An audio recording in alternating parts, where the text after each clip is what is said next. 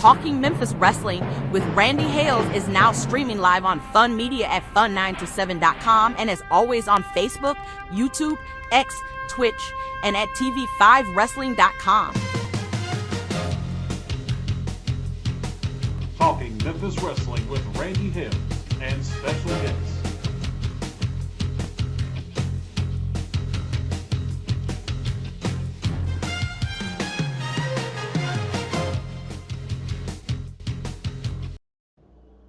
Hello everybody, Talking Memphis Wrestling, I'm Randy Hills, and things don't always stay the same. After 6 years of coming at you on Talking Memphis Wrestling every Tuesday night, did it loyally and every week, now this is Wednesday night. A special Wednesday showing because I had an announced gig announcing volleyball yesterday, had to do that. But hello everybody, we're rock and rolling with Talking Memphis Wrestling, a big show, bunch of stuff, cards of the week, pictures of the week, great information for you, you'll love it. Plus we will take a deep dive into my favorite world champion of all time, the world champion that came into Memphis more than anybody else, Nick Bockwinkel in the house. Now, Dr. Robinson won't be here today. He won't be here today. Sorry. And Pat Trammell will be here today, but he'll be 30 minutes late.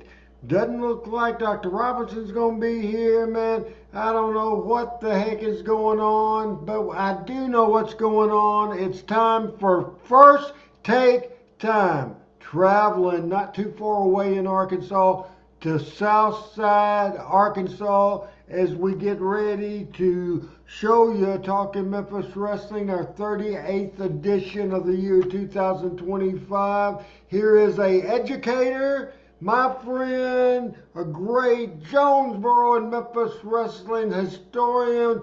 Ladies and gentlemen, here's Coach, Mr. Chris. Here is Chris, freaking by God damn it, Ellis. Oh, I cussed. I forget I'm not supposed to cuss when you're on the screen with me. Chris Ellis is here, everybody. Forget the damn word that I said. Oh, I said it again. By God, I'm just screwing up. Start talking before I get you in trouble. Well, first of all, hey, Thomas, PJ, Al, Mike, good to see everybody. Glad to be on a Wednesday night. It's kind of like the old days when the Coliseum would switch from from Monday night to Sunday. Just one of those off weeks, but hey, still glad to have everybody here. Hey, Calvin. Hey, Frank. I got a couple of first takes, or actually 3 first takes. Number one, it's finally raining. Thank the good Lord, we're finally getting some rain, so that's been a blessing. Number 2, in wrestling, this stands for 4 horsemen, but at Southside, this stands for 4-0. Open up conference this Friday night, going for our 5th straight victory, first conference win of the year here at home with our new show lights. We've got brand new, several $100,000 worth of show lights that are being installed, and they're trying them out right now as I'm on this show right outside my window about 2 blocks away.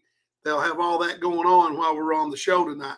And lastly, we didn't ever mention this last week, but Robert Redford passed away, better known to me as the Sundance Kid.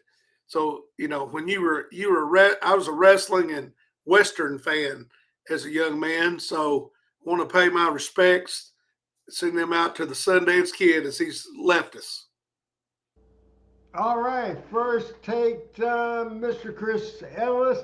Jeffrey Atzcraft is saying hello to me. Jeff, I appreciate it very much. I either have a foggy memory or you are a first-time viewer here on Talking Memphis Wrestling. If you are, let us know where you're watching from, and I appreciate it very much. Richard Hood, say hello to you.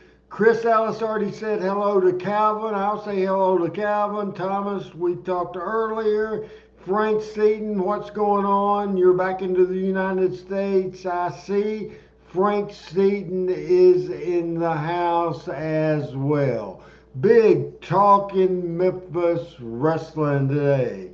And our subject thread throughout the show will be of Nick Bockwinkel. And we have some pictures we will show you of Nick Bockwinkel today. As I tell you, Nick Bockwinkel was born on December the 6th, 1934.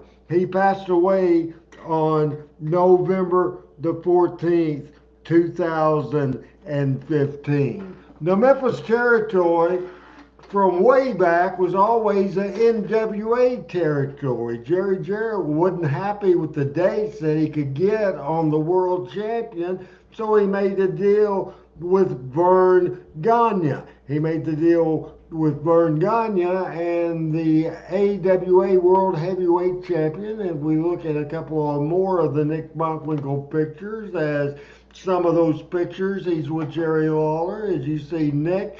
And man, Chris, does Nick Bockwinkel look like a champion? Does he not look classy as hell? And does he look like, if you try to picture what a professional wrestler looks like, a world championship wrestler looks like, wouldn't you think it would be this right here, Nick Bockwinkel? Without question. Especially from that era, he looked the part both in the ring, he spoke the part on the microphone, and he always dressed the part. He was always dressed out of the ring, immaculate, always really professional looking. I mean, he carried himself that way. He was the old school world heavyweight champion.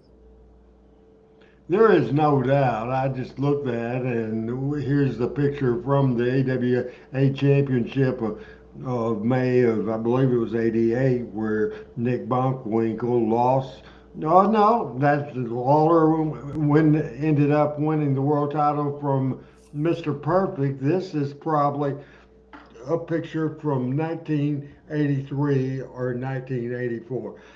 I told you about the big switch to the AWA, and we have that card, and it should be next to the picture you just saw. As Frank Seaton says, the 5 greatest wrestlers in my opinion, and Frank says this: Harley Race, Ric Flair, Dusty Rhodes, Jerry Lawler, and Nick Bockwinkel. So interesting, 5 of the greatest from my man Frank Seaton. Now that I don't have Pat, I don't have Michael, and hopefully Chris don't need glasses. This card was a big deal, Chris Ellis. It took place at the Mid-South Coliseum in Memphis. The first AWA appearance coming in from Minnesota on Monday, August the 21st at the Mid-South Coliseum. Tickets only $3, $4, and $5. It drew 11,000 people at the Mid-South Coliseum. And Chris, starting at the bottom of the card, working your way up to the top of the card, can you see that text, or am I having to do everything just like always? Can you see? I can see it. I can see it just fine. Starting at the bottom, ladies and gentlemen, reading this historic card from Monday, August the 21st of 1978, the first ever appearance by AWA Wrestling in Memphis. Here's Chris Ellis to show you, read you, and talk about this card. Here's Chris. So the opening match was Steve Kyle, Pork Chop Cash, and Bearcat Brown versus Don Bass, Hans Schroeder, and the Bounty Hunter. I'm assuming that would be Jerry Novak and not David. Usually it was a single. It was usually Jerry. Steve Kyle, just a bit of trivia. Steve Kyle, once moving forward, he looked like Mighty Igor was his gimmick at this point. But later on, he wrestled as Steve Lawler, as a supposedly related to the King. Now, Richard is asking a question now, and even though I've said it 3 times, Richard, you either just joined the show or you weren't paying attention what I'm saying. This is the debut card when we switched to the AWA. This was Monday, August the 21st, 1978. 78, 78, 78, 78, 78. And here to tell you the next match on this card is Chris Ellis.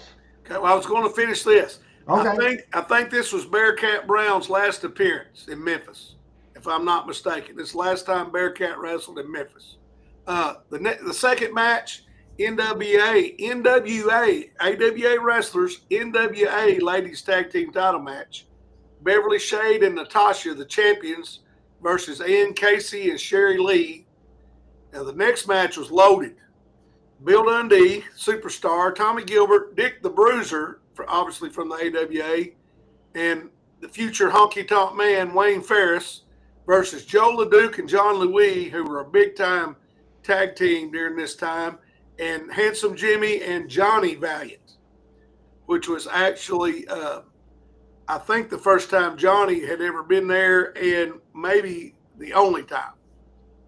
The next match was a return NWA World Junior Heavyweight title match.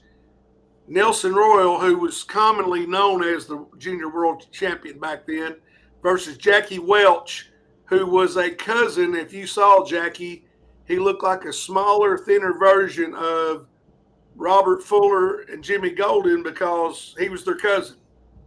And he went by the Welch name, but he was related to them, wore the light blue tights, the whole 9 yards. The next match. Now, let me interrupt you now. The big star in this match, you announced that. And when it comes, because this ad is wrong, tell the superstar opponent, and then when it gets to the opponent, throw it back to me, and I will do the corrected. Unless you know the corrected. If you know who it really is, then you can go ahead and say it. I have no.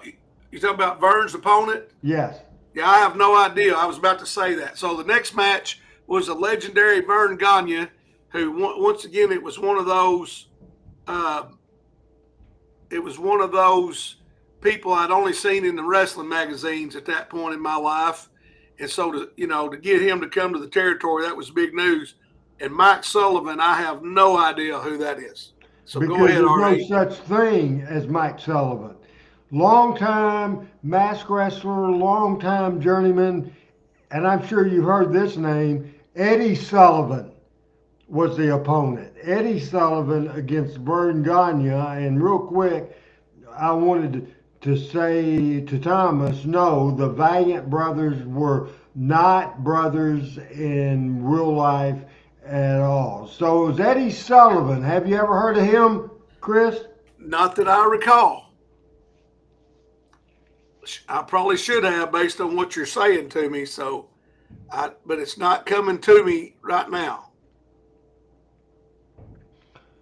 Next match. Here's Chris. All right, the next match, the High Flyers, Jim Brunzell and Greg Gagne versus Cowboy Frankie Lang and Mike Boyer, who wrestled in the Memphis area as a tag team for a while. And then, Gagne and Brunzell were a big tag team, and then Brunzell left and went to Vince and became one of the Killer Bees. And then obviously the main event, for the first time, the King wrestled the great Nick Bockwinkel with Bobby the Brain Heenan, but he was called Pretty Boy Heenan, I believe, at that time. Were you there that particular night? I was not there that particular night. I remember seeing the highlights on Saturday morning, though. I do remember. I remember the original show. I remember the build-up prior to the show because it was a big deal that it was AWA, and having grown up there, as you did, it was weird to me because like AWA was in the magazines, and I was like it's almost like National League and American League, for lack of a better term. You played in the National League baseball, and now you were switched to the American League. It's kind of the same concept in my mind as a 12-year-old kid. Let's take a look at history. Let's take a look at the match. from Memphis, Tennessee on August the 21st, 1978. Adam, I've got 3 matches uploaded in the video. This particular one is 16 minutes, 6 seconds at the Mid-South Coliseum in Memphis, Tennessee on August the 21st, 1978. This is the first and only appearance of Bobby Heenan at the Mid-South Coliseum for Jarrett Promotions. I'm sure later on he was probably there with WWF and also WWE and also WCW, but he was there this particular time on exactly, Frank, you're saying what I'm saying. That's the first appearance ever of Bobby Heenan at the Mid-South Coliseum. Here's Lance Russell as we go to the Mid-South Coliseum, 1606. We've been joined and off and running a world championship match. You are looking at Nick Bockwinkel, the world heavyweight champion. January 19th. Were you at this show, Randy? No, I did not. I didn't start going to Memphis on a regular basis to 1981. Okay. The first time I went was 77. Saw Harley race Jerry Lawler match. I was not there that night. Gotcha. His manager, who was voted the last 4 years the manager of the year in the AWA, Pretty Boy. See, I think Lance does such a great job, like right there, giving credibility to Bobby Heenan. We don't know who he is, being from the South. We've never seen him. So he's building up Bobby Heenan's credibility for the fans. And everybody believes Lance.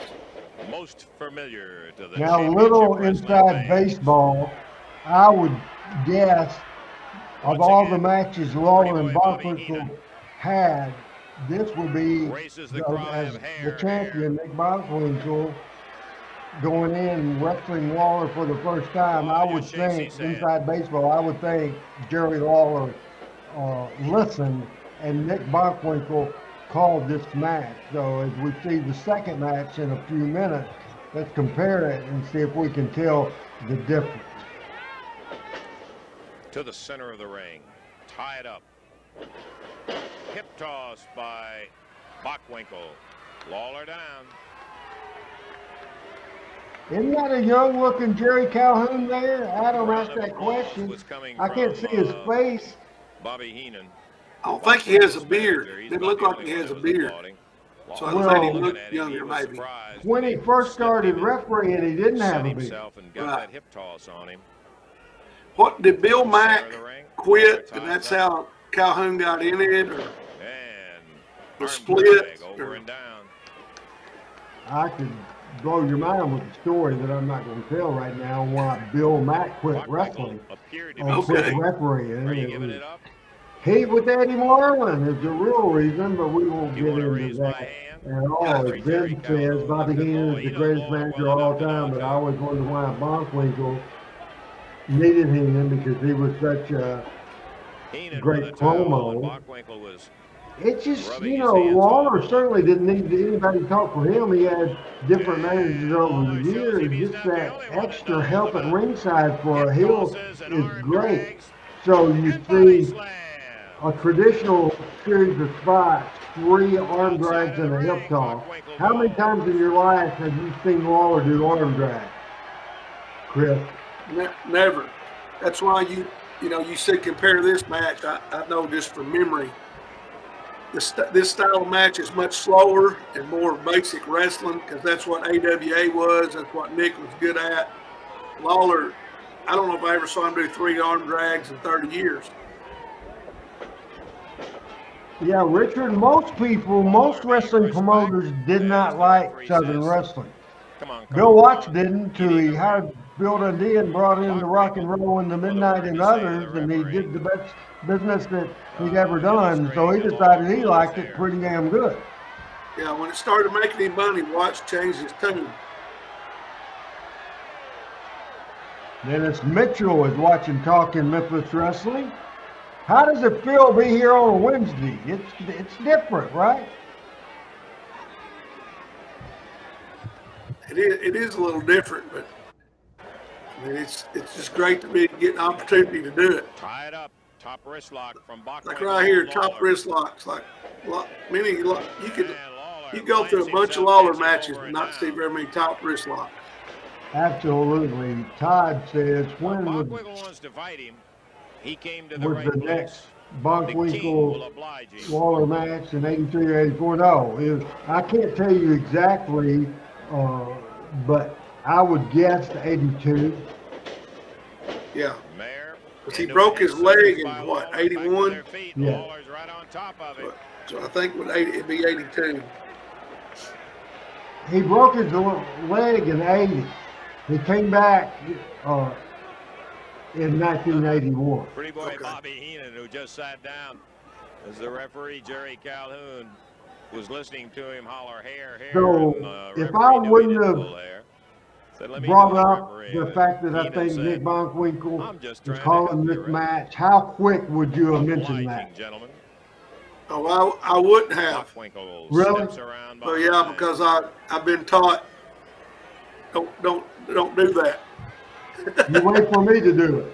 Hey, you're the boss. You can do it, but I've done that twice in 6 years, and your facial expression on the screen, if looks could kill, Bockwinkel and I'm hanging like, on I at the just 5-minute spoke out, mark, and 55 to you wrestle. know, I am very cognizant of that and very respectful. I don't do it. The thing about Lawler's talent, this is not the style of match he would normally have, but just like his match in 1986 with Ric Flair, and Ric Flair called the match. Not only that, Lawler can do it, Chris, for sure. he can do any style, but look, here's what I noticed. Compare last week's video with Once Savage. again, Nick outside the Look at our crowd. Listen to our crowd and look at our crowd with this type of match. By Bobby Heenan. Not the He same. held up Bockwinkel's hand as Bockwinkel now back on the And- ring apron comes inside. The crowd, this crowd was probably 1,000 people more, but it sounded, last week's crowd sounded 10,000 more. Yes, sir. You can hear a few people holler, but last week they're exploding out of their seats, screaming and pointing. And right now, I think they're still trying to figure it out right now. Like, what's going on? It's just not the product they normally get. It's always a pound of heat and story and wild action and all that. It's not like they're not into the match. I think they're watching, don't you? Closely. Yeah, I believe they're watching real closely, but the other thing is there's not a lot of What a backstory. shoulder butt from Lawler. There's not a history or anything. And down. You know, like when Lawler went for the NWA title, there was a build-up. You know, he beat the road to the gold or whatever it was, Yeah. and we beat all these big name guys. You know, Pretty boy Bobby there Heenan. wasn't that Bobby with is this really cutting program. up, hollering. At least that I can recall. I don't The recall referee any of says, that. "Sit down and let me do He the just- refereeing." This was 78, so he just come out of the 77 was the 13 weeks at Dundee, and then Joe LeDuc was after that. Valiant was in there somewhere. So there wasn't as much build-up to Bockwinkel as there was to Harley. Now, Chris, do you remember the match being like this? To tell you the truth, I do not. And then I did not get time to Of course, a watch it major factor to on our refresh my championship memory. wrestling. So I do not recall this being this way. And whether we're Of gonna course, be I able to mean, get all certainly these the highlights championship were matches on- out, I don't know. It's a one-fall on, 60-minute time limit bout. Certainly, there's Saturday no morning. way that we Hey, I do have a could question, get it Randy. if it should go These as we have seen Lawler arena go matches 64 were minutes, broadcast or even a small part at of times. Where were they shown? Lawler with that side Jackson, headlock, holding on Tennessee, to Bockwinkel. Nashville, we had two markets, so on one of the stations in Nashville and Tupelo, Mississippi, it was the B show we had. We certainly have that. And you can This is see before the Bockwinkel time, had a this match that hold of Randy Lawler's there. Look at West that shoulder was butt. working for the company. Bockwinkel with Lawler So Mike straight up, Shields and was Lawler the kicks his photographer way out. for this. Takes him Is right this how over Mike and Shields down. got hooked up with Again, Vern? count of one, that's all. Yes. He went to Vern from Memphis, correct? Yeah, he had quit and he had got married, fallen in love, and he had big plans, but it didn't work out. He wanted to come back, but Jerry Jarrett already figured out that Randy West was going to be better than Mike Shields ever was. So, plus the fact that Randy was family, and so he wasn't going to hire him, have him quit his career, and then get rid of him. So he made the call to Vern Gardner.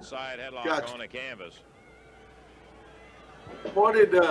What was Randy West's career before he was videographer?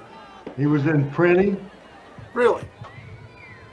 We've heard some of the fans saying in the championship matches that we've His career after wrestling was road construction for the Rogers guys Group. come in here and they underestimate Lawler. They figure he's just some. Did he quit before you or after you? The wrestling business. But they find out It's about this this. guy is some kind of tough It's piece of about merchandise. the same time. I'm not Catches him 100% coming sure. off with a singing Adam, right have I said that before, or have you heard Randy say? It was around the same time for sure. Gotcha. That was a kick and a punch. Now the tempo's picking up now. Knee in the midsection. Bockwinkel covers one. No way. Lawler boots him out.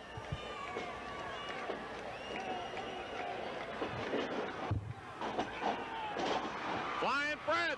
One. Nope. How many times did you see Lawler do the press? Lawler picks him up. One.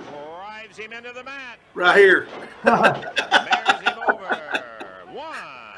Now the right shoulder. If you'd have bet me $1,000, RH, and said Lawler done a flying press in a match, I'd have said there is no way. We're And you'd have proved me wrong. I 11-minute mark in do not action. recall ever seeing that before.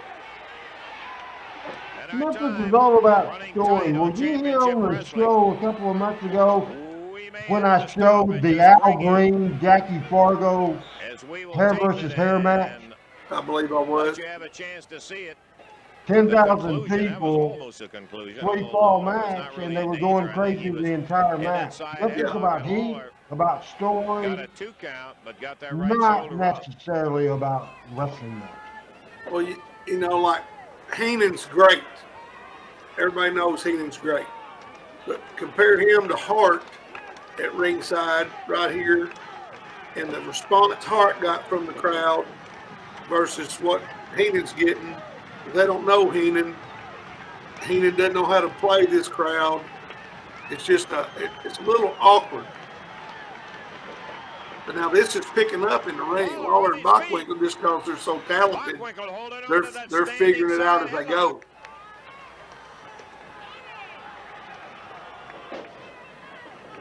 Lawler coming up top. But still, Nick is leading the match, I can promise you. Yes, sir. Whoa! Down he goes.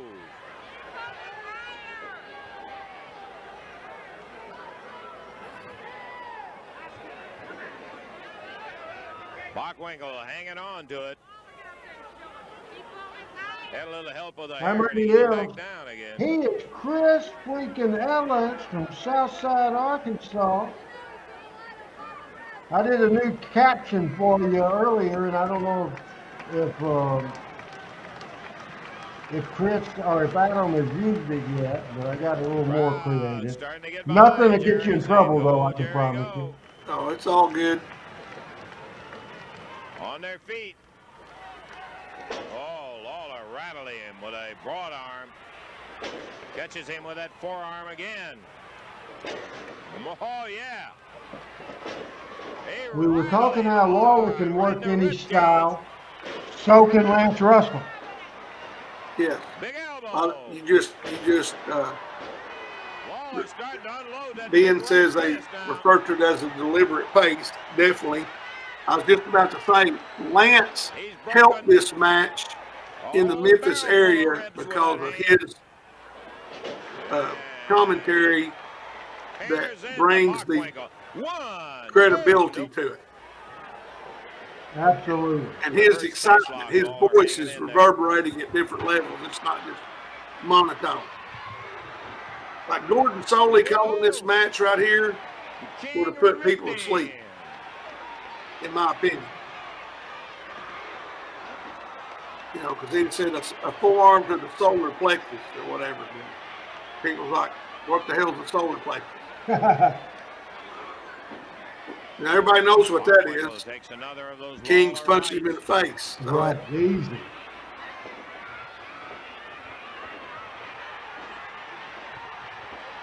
We're at the 26-minute mark.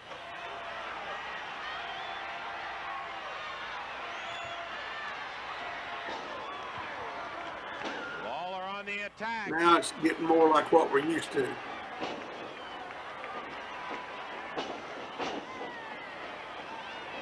Ben is kind of in your subject with what Gordon would say. Ben says to play. Yeah. Referee Jerry Calhoun saying back to the dressing Lawler room. and Nick like working together, didn't they? Absolutely. Yeah. Oh, man. Oh, boy. There goes Bockwinkel outside the ring. See, this is getting more like the normal Memphis style here. Lawler banging those And the coconuts people are together. waking up. Bobby But to tell you Heenan the truth, and Nick Bockwinkel Bockwinkel, was the first time World Heavyweight in World Champion. Championship match. The match has goes been Lawler. exactly what it should have been. Don't you agree? Yes, On the rope. 100%. And he drove it. And with that, And that Bobby gives Heenan Lawler comes that keeps roaring into Lawler the ring. on The top, referee and says, that gives Stop it. the DQ, because when the King jumps off the rope We're with a gonna fist come back drop, the with a match is final over. outcome And so right after Nick we can't take kick time out. for this. That kills that. And Heenan jumps in, DQ. They're used to seeing stuff like that. So that All was right, well a couple done. questions. Ben says, I love Soley too, but Lance Russell had more charm. That's the understatement of the world. Richard Hood says, Chris, I disagree. Richard, I hate to tell you, buddy, that's the second time you've been wrong today. Anyway, he says Gordon Soley would keep you awake. He wouldn't keep me awake. Richard, you're not a Southern boy. I'm Southern born. Chris is Southern born. I'm Southern bred. Chris is Southern bred.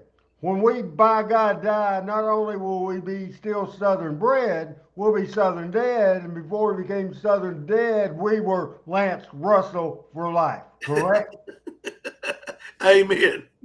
But I mean, Soley was a good announcer, and he's one of the best ones, but not for the product he was promoting on the mic. Lance, it was the perfect fit for what he worked with.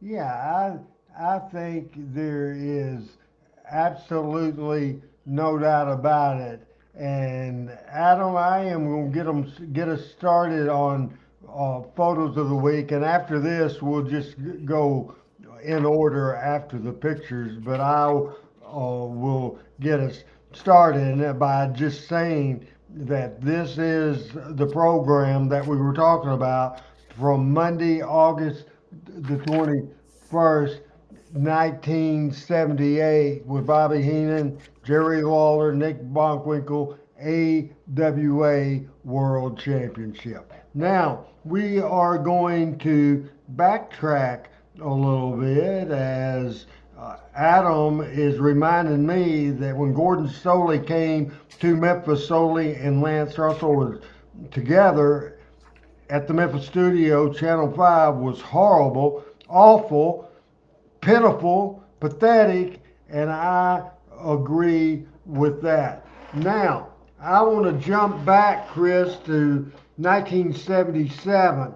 In 1977, that long feud you were talking about, because when you were talking about it earlier, the 13 weeks or 17 weeks of Lawler and Dundee, whatever the case might be, I was thinking, good, because that leads right into my next little segment. You couldn't have said that if I would have scripted it for you. I guess you probably looked at the format and knew where I was going, right? I did not. I had not looked that far ahead. I didn't know you were going to talk about that. I am going to talk about it by saying at this point, Lawler beat Dundee, shaved his hair. The next week, beat Dundee again and shaved Beverly's hair. Then, if you remember, he then announced his retirement from professional wrestling.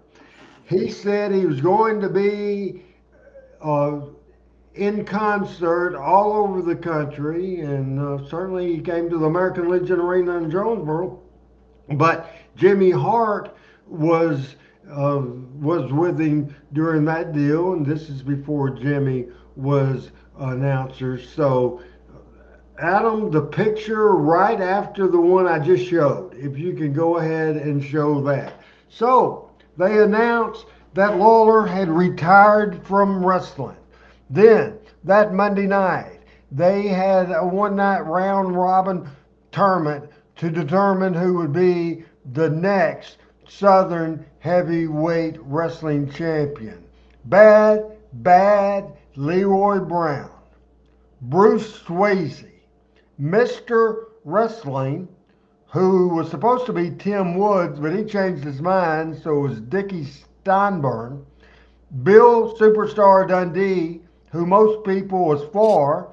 Dundee, of course, had lost his hair, lost his wife's hair, and Lawler was supposedly retired, so he was the favorite.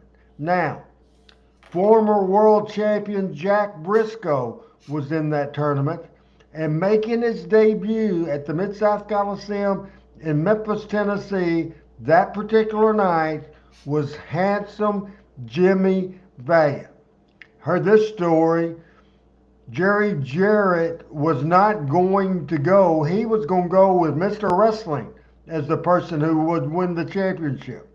He saw Valiant for the first time, had him do a promo the whole 9 yards, and as we look at the next slide, if we could, Adam, on Talking Memphis Wrestling, and this is the program insert and some of the other matches on the this card, and it's an interesting card, Chris, because this is September 1977.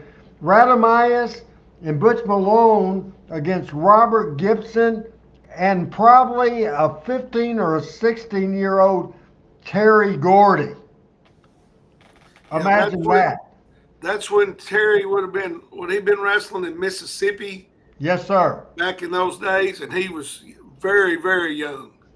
September the 19th, 1977, the Samoans with Mickey Poole against Jim Garvin and Armand Hussein. The next match, Southern Tag Team Championship, Norvell Austin and Pat Barrett against the Hollywood Blondes. And then a one-night round-robin tournament for the Southern Heavyweight Championship, Jack Briscoe, Jimmy Valiant, Bill Dundee, Leroy Brown, Mr. Wrestling, and Bruce Swayze.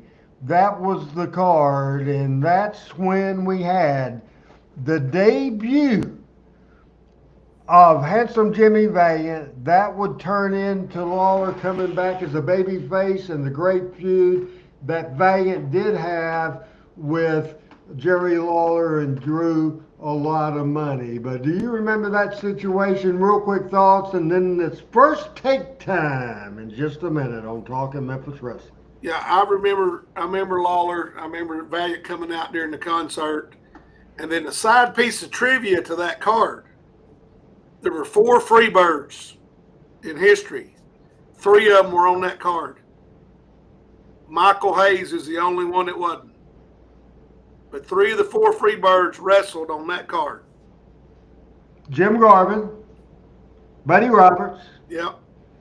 Terry Gordy. Yes, sir. Jerry Brown and Buddy Roberts were the Hollywood Blondes. Absolutely. I just got a notification on my phone. You were talking about rain earlier, Chris. We have lightning close to my area. But even though we delayed this show by a day, and he's delayed himself for 40 stinking minutes, but he made us, and by God, Adam Dunn, I have a new caption for Pat Trammell.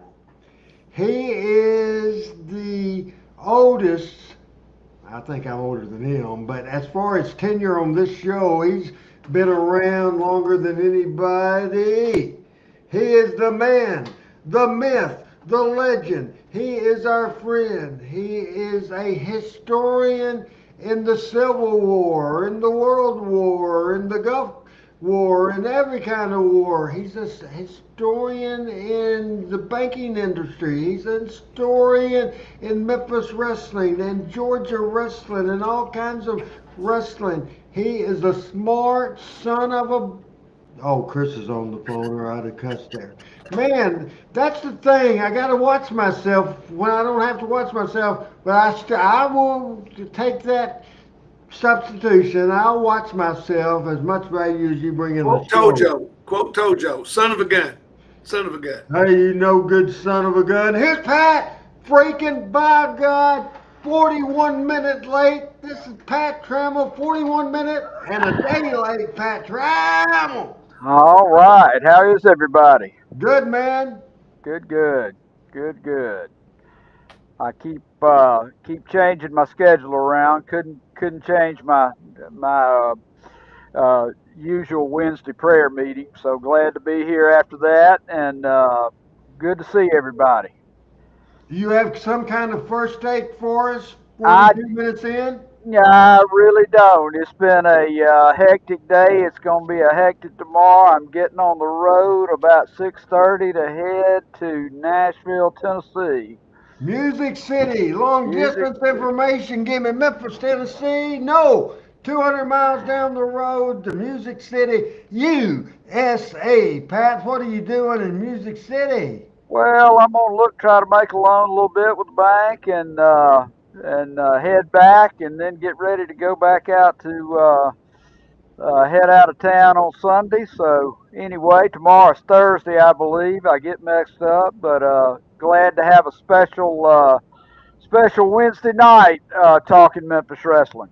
Ben is asking, where do I rank Bob Cottle as announcer? I would say Lance Russell #1, Dave Brown #2. I would probably say Lance and Dave 1 and 2. Jim Ross is #3. I would probably say Bob Cottle would be after that. How would you rank it, Pat? I would put, I've thought about this, and when that popped up, and thank you for asking that, Ben. Really, I didn't get to see him an awful lot because he never was regular like Lance or Gordon Soley or some others, but I thought he was as good as anybody. I mean, I would put him right below Lance and Dave. Very good. We're going to continue our picture situation. We showed the 2 pictures of that tournament, and Pat wants to say something else. I want to say something because Richard asked about Charlie Platt. Charlie Platt, one of the most underrated wrestling announcers in the business, for sure. I love Charlie. I did. I love Charlie Platt. To me, and this may not be a popular opinion, but to me, Charlie Platt had the same kind of love and adoration from his fans that Lance did.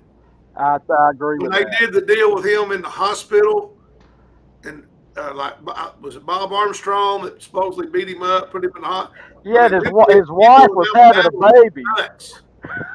His wife was having a baby, so he went to the hospital, and people filled up the parking lot. Yeah, I mean, they love Charlie Platt like we love Lance, in my opinion. And still do. He's still in Dothan. We had the 2 pictures that we showed of that tournament. The picture after that, Adam, if you could go to that picture, and it's 46-14. 46-14. Young man. Now's a different story. He is from Hendersonville, Tennessee. This is pretty, not too soon before he ended up making a sensation on cable television on TBS, Tommy Wildfire Ridge. This is back in the younger days of Tommy. What do you think there, Pat? This is the Tommy you remember? It is, and I'm sorry, Randy. I popped off digging up the. Yeah, now I'm back on. That that is. Hold on, I'm on twice. We can still hear you. Now we're ready. That's the Tommy Rich I remember the first time I saw him in Georgia Championship Wrestling. Your thoughts, Chris? Well, I first remember Tommy Rich. He was a kid, and I always go back to the fact he got his hair cut and they painted him yellow, and that was on Channel 13. So I don't remember what year, but he did. He had that long flowing hair, but he got his hair cut, and he wore some weird looking tights. Had two straps over the shoulders. I remember that. And I remember he was a young kid, and I forget who painted him, but they did on Channel 13 TV. But that's what he looked like when he first went to Georgia for sure. Yeah, that's the Georgia look. When was Tommy's first match, Randy? In the 74, started 1975. Okay. I met Tommy the first Georgia Championship Wrestling match in Talladega in probably 1978. Now, on the rest of these, because we have a lot of stuff to do on this show, so we go to the next slide and let's do quick takes here, guys, as we go around. And Pat, we'll let you lead off. You and Chris will alternate pictures. So as soon as Pat get finished with this picture, then Adam just switch to, when you see a pause in Pat, then just switch to the next picture, and Chris, you pick it up with the next picture. So go ahead. Who are these people, Pat Trammell? The prototypical heel tag team. When I see them, I get a smell of Battle Auditorium, cigarette smoke, haze in my mind. The Greens. Next picture, and here's Chris Ellis. Mr. Eddie Marlin and the fabulous Jackie Fargo coming back from the ring victorious, I would presume. Next picture, here's Pat Trammell. There he is. Very, very much a guy whose career got ended by injury too soon. Probably would have been a legend. Next picture, and the right person to do this next picture is Chris Ellis. Who are these people? So it's Coco Beware and Beautiful Bobby is a tag team with Jimmy Hart, Dream Machine Tori Graham, and that's Rick McGraw in the upper right-hand corner. And they were the New York Dolls, if my memory serves me. And this is one of the first photos, am I correct, of the first family? That would be yeah, it might have been one of the first, but Dream had a mask first. So he would have been under a mask prior to, wouldn't he, in the first family? Yes. Next picture, and we'll see if Pat has any. No, he's not going to have any trouble with this at all because it's labeled. Pat? I believe I saw the Bass brothers in Birmingham with Ma Bass. And who was Ma Bass? Was it a lady wrestler by the name of Mae Weston, maybe? No idea. Maybe Adam can do research on that. And now, were Ron and Don blood brothers? No. Okay. Don Bass's real name was Don Welch. Ron Bass's real name, Chris Ellis is fixing to tell you. Ronnie Hurd from Harrisburg, Arkansas. My brother, my good friend, Coach Ronnie Dye, preached his funeral. I'll tell you what, man. Ron Bass was a big bad one. I like Don Bass and Dirty Rhodes as a tag team, no matter what mask they were under. I thought Don Bass did his best work in that role. I absolutely did as well, and we'll go with the next picture here on Talking Memphis Wrestling. And this, Chris, is a miscellaneous picture and pretty darn good. It's tougher than a $2 steak, brother. The fabulous Jackie Fargo, and I've never told this on this story on this show, but when I was a kid, we'd go to the Jonesboro Speed Bowl on Friday night, and wrestling was in Jonesboro on Saturday. And there, at least 2 times, Jackie Fargo came to the races in Jonesboro and got out on the front straightaway and dared anybody to come out of the stands. He'd whoop anybody there and told him he was going to be at the wrestling arena on Saturday night. I'll never forget that. But, I mean, Jackie Fargo was intimidating as he could be. And here's what gave him so much credibility, too. Look who he's with in the lower right-hand corner. Yeah. Muhammad Ali. I mean, he was on a TV show or some event dressed to the nines with Muhammad Ali. That's big, big time right there.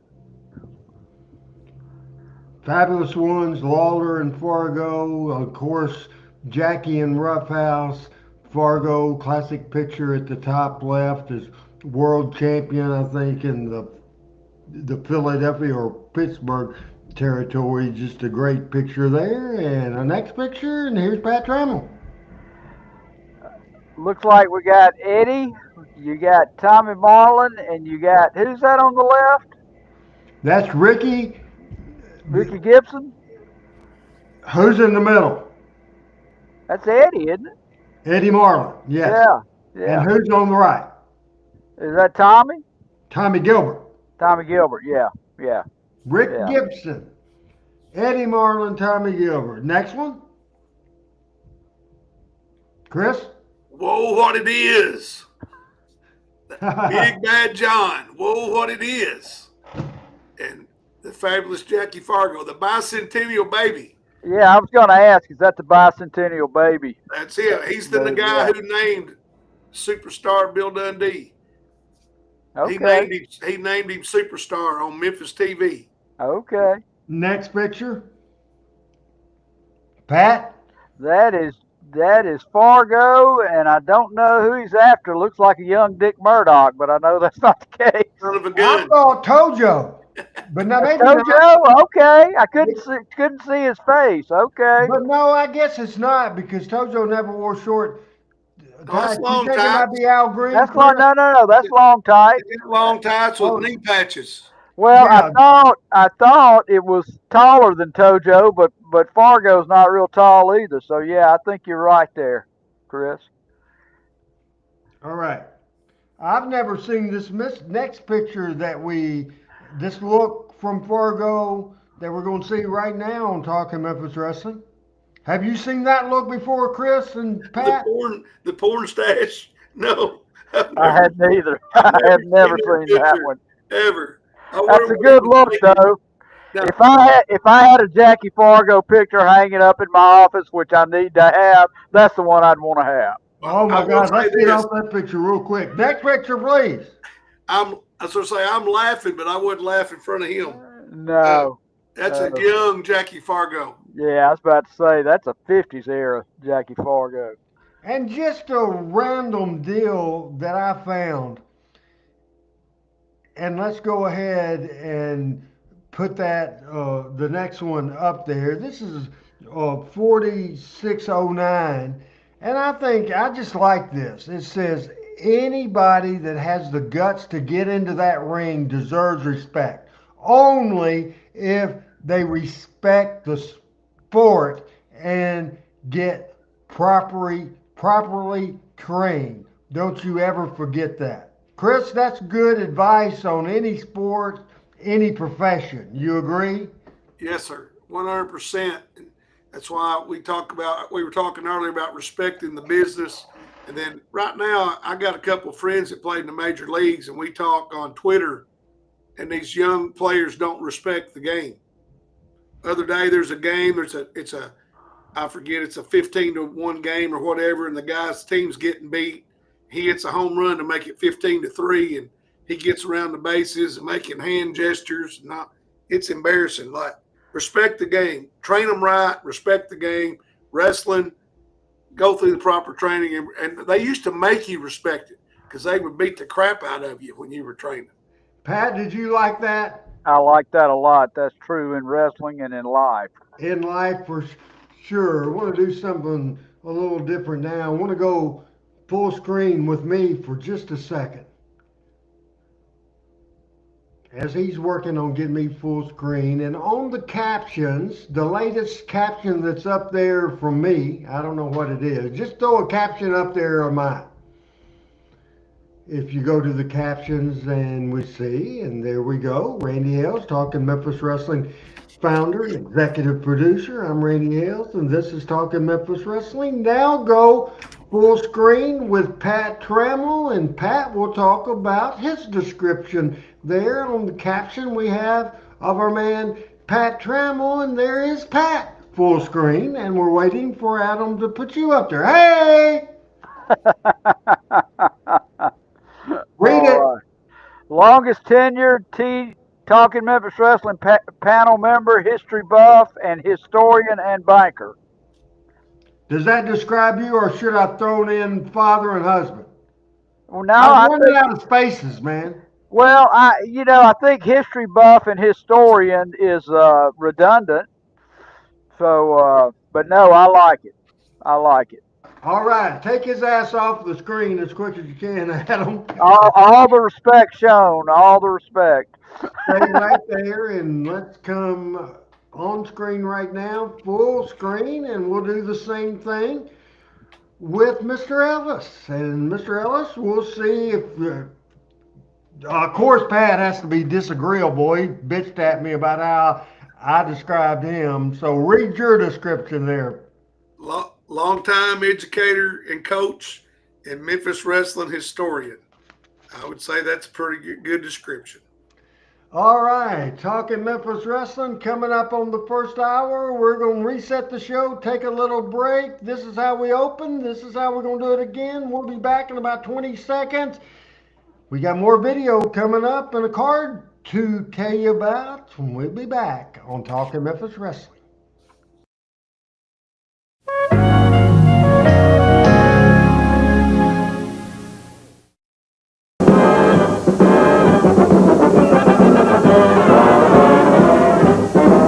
You'll see America's favorite sport on WHBQ television.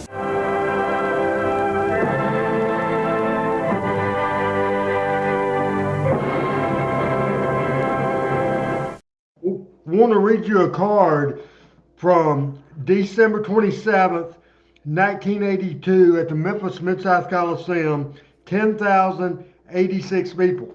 The opening match was Dutch Mantell and Rick Morton against Sweet Brown Sugar and Bobby Eaton. The second match was Bill Dundee and Terry Taylor, Chris's favorite wrestler, against Adrian Street and Apocalypse. Then the next match was King Cobra against Carl Fergie, The Angel against Larry Herr, who I've never heard of. The next match, Jesse Barr against Big Red Reese. A sixth match, the Blindfold Battle Royal, was won by Bobby Eaton. Then the Southern Tag Team Championship, the Sheep Herders against the Fabulous Ones. The Mid-America Heavyweight Championship, Jacques Rougeau against Sabu, not the ECW Sabu, but our version of Sabu. And the ninth match was the AWA title match, Lawler and Bockwinkel. So somebody had asked when, after the 1978 match, Nick Bockwinkel came back. We found this on December 27th, 1982. That card I just read, what did you think about that card, and what would you like to have watched of that card there, Mr. Trammell? There's a lot of folks on there I really didn't know that well. I would be curious to see the Blindfold Battle Royal. I don't know how that would have worked out and how you got an edge on it, but I think that would have been pretty interesting to see. I want to say something to Frank. Frank, I'm glad you got to do that. It's one of my life goals to go to Normandy, and I hope I get there someday. What did you think about that card, Chris? Well, I'd want to see the opening match, Dutch and Ricky against Sweet Brown Sugar and Bobby. But you said something that caught my attention. You said Larry Hurd you never heard of.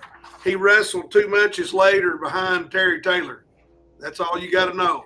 Now you never heard of wrestled 2 matches after Terry Taylor. And so did Jesse Barr, and so was the Blindfold Battle Royal. So that's all I can say about that. And Terry Taylor in 6 weeks was in main events. I know he was. And drew money in Memphis. I know. You just hate him. No, he. Hey, what did I say about Gordon Soley earlier? That was Terry Taylor. He should have been a heel with a manager to talk for him and been a mean, attractive-looking prick, and he would have been over with me. But he was baby, what's it called? White meat, baby face, and couldn't talk for nothing. Oh my gosh, it was painful. Anyway. Next match we're going to see, that match we were just talking about from 1982. It's labeled 17 minutes and 8 seconds. Pat, we watched the first ever when you were doing your Christian duty by doing the prayer, whatever type of service that you had tonight. Good for you. But we watched Bockwinkel and Lawler for the first time. And what I pointed out, it was a Bockwinkel match, which what I mean by that, Bockwinkel coming in, the AWA coming in for the first time, Bockwinkel the champion. He laid out the match. He called the match in the ring, and that was a different type of Lawler match because Nick called it, and it was mainly wrestling. Lawler, what moves did Lawler use that he normally uses catch Chris up to date? A flying press. He used a cross flying press like Tommy Rich usually used. I'd never seen him use one. Top wrist lock and 3 hip tosses in one match. And a headlock takedown. It was something. I wish you'd have been here for that. This is 3 or 4 years later. It's 17 minutes, 8 seconds. What year was the first one, Randy? Do what? What year was that? The one you watched? 1978. Okay. And we'll watch the second one right now and talk to Memphis Wrestling, the King, Nick Bockwinkel. We're off and running with the Lou Thez. He did the Lou Thez, Richard says. Me and my buddies used to say we had a superstition that when the King wore white, he was going to win. Now, why we came up with that, I have no idea, but that was one of our deals. I used to say when he wore white, he was going to bleed. Oh, I got you. But in the unusual role of challenger against the Southern and the world champion Nick Bockwinkel. This bout is a no-time, no disqualification. Already, you can tell Lawler's calling this match. Thundering rights from the 240. Go with the punch quickly. Yeah. Bockwinkel put him flat down. Nick Bockwinkel would not wrestle Lawler in this bout for a purse per se. Bockwinkel. Oh yeah. Taking advantage. 2 punches in the first 30. We didn't see 2 punches in that last match till 20 minutes in.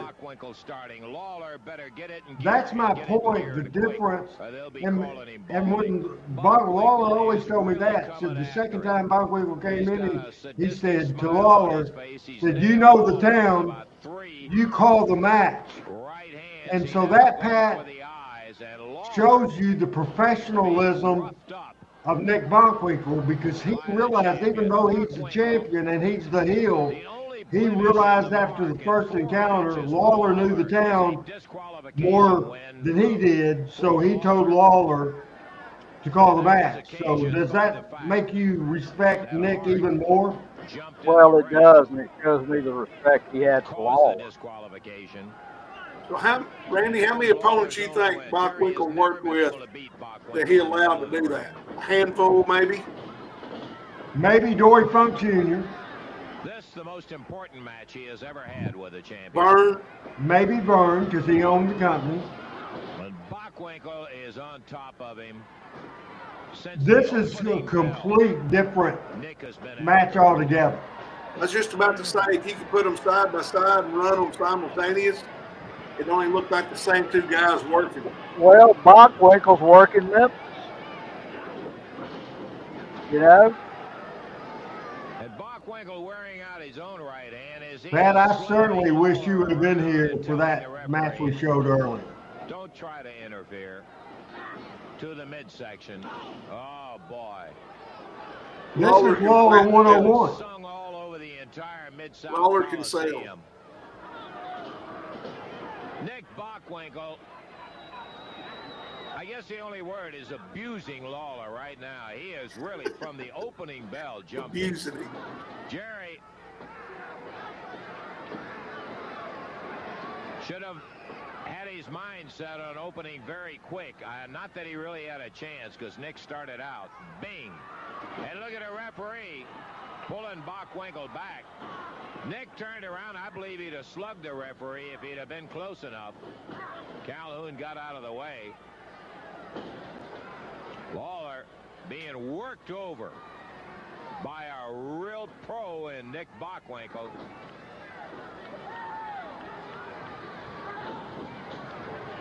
Nick pouring it to him. That's very well said by Lance, a real Lawler's pro. here at stake. That's Bockwinkel's two real missed pros in for there. his own clippers. And I said, we already have a set of them before we came to the ring. And Bockwinkel said, I don't want any of this stuff where the clippers don't work. I brought mine. Good thoughts so See his far, hair Pat. off. That's the reason he took the match. Just, He made no bones Yeah. about it. He said, I made enough money. I'll be working for Uncle Sam with a big purse. What I'm interested in is seeing Lawler with his hair cut off. it's very much Bockwinkel working a Memphis match. Oh, boy. Lawler, who is This will be rare Bockwinkel footage. Like that Yeah. last match was rare Lawler footage. If you watched 1,000 Bockwinkel matches, you wouldn't see many like Bockwinkel this. just wearing him out in there. And the King closer every But to me, it would have made him a more attractive heel in the Midwest and the West to me. something that They weren't Lawler into this fans said style, I could guess. never happen, and it almost happened right then. Bockwinkel looking at the referee like it was a slow count of one. And again, Lawler this time a little quicker. Bockwinkel knew that was not even close. There's a 5-minute call, and I got to tell you, it's Bockwinkel 5, Lawler 0 in terms of minutes. He is shutting him out, and just as I said that, look at Lawler. The King, we've said a million times, one of the smartest wrestlers around. He speared him.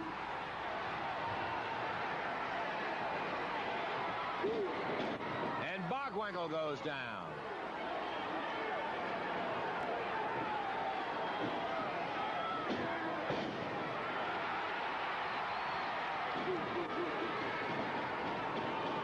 Lawler pounding away with that right hand.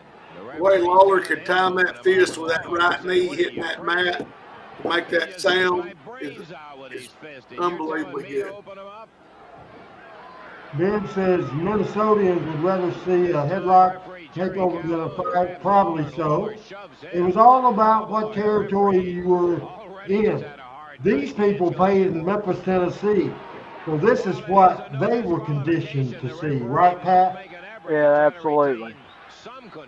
And, you know, credit to Bockwinkel. He can't disqualify a man.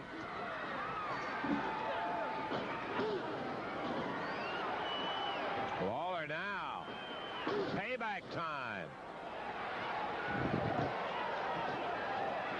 Bockwinkel a wild swinging right hand, and Lawler taunting him now. Be careful, Jerry. Be Oh, careful. what a great sell. Stuns him with 3 big lefts and then puts him down with a right. Barely touching him. Amazing gift.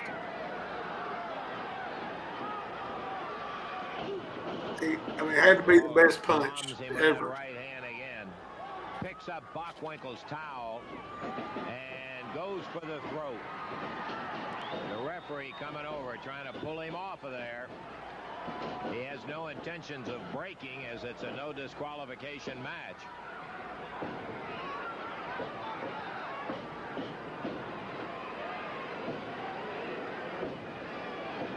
Well, they're down into it. The street fighting tactics, and this is vintage Lawler coming forth right here.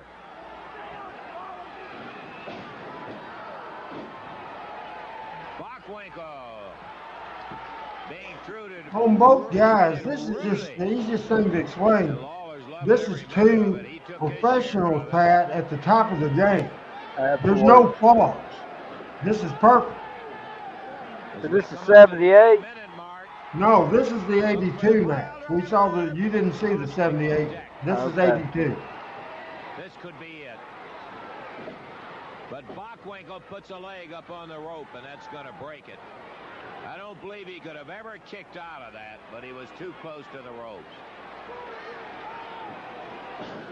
Crowd loving it. Bockwinkel's 48 years old in this match. Drops with the lower leg right on the back of Nick's neck. Randy, you hear the crowd compared to the crowd in the first one? Oh, yeah. Because this is what they've been educated on. Yes, sir.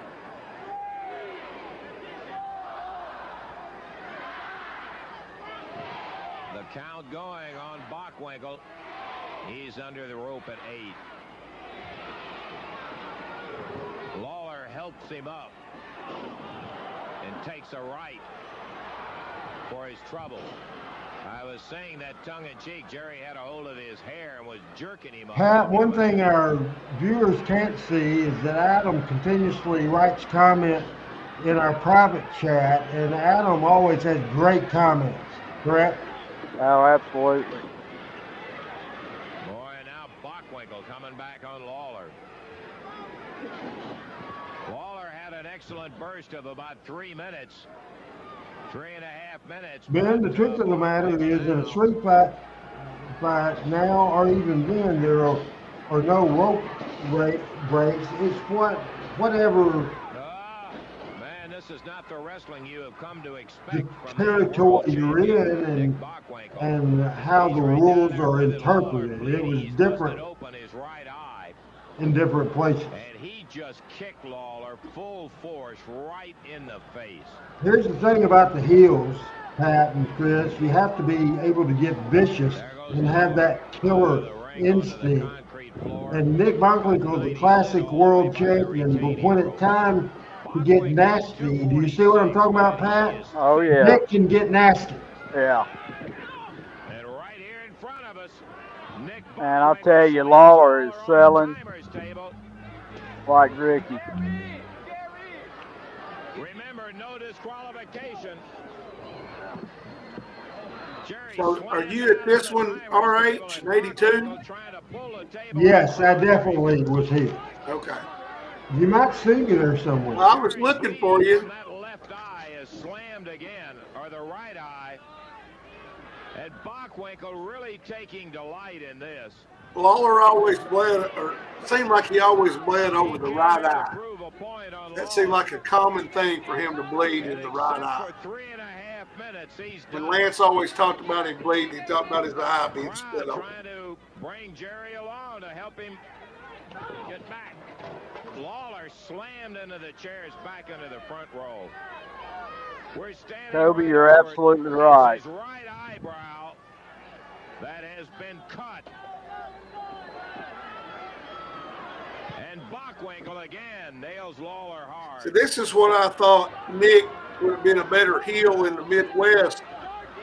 Would have gotten more heat for doing this right here. I don't know what the referee I can thought do. the He crowd would be really more did pissed it. at him if he beat people up like this. Lawler knocked back down. Jerry is going to need. Richard, I can't give you a specific number, but I would say maybe 30, guessing. I think Nick and Lawler wrestle more than Lawler ever wrestled Jack Briscoe or Harley Race or Ric Flair or any of the NWA champions. So when Nick came in, did they go to Louisville and Evansville too, or did Nick just come to Memphis? No, he would come to Louisville a lot, not Evansville very much. He would go to Lexington, Kentucky a lot.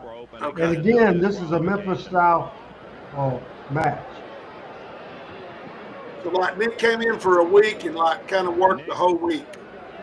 Follows him out No. on the floor, No. picks up a rope. Sometimes he would come in for TV. And as we said earlier, Not very often at all. Most of the time, he'd do Memphis on Mondays, Louisville on Tuesdays, then fly out.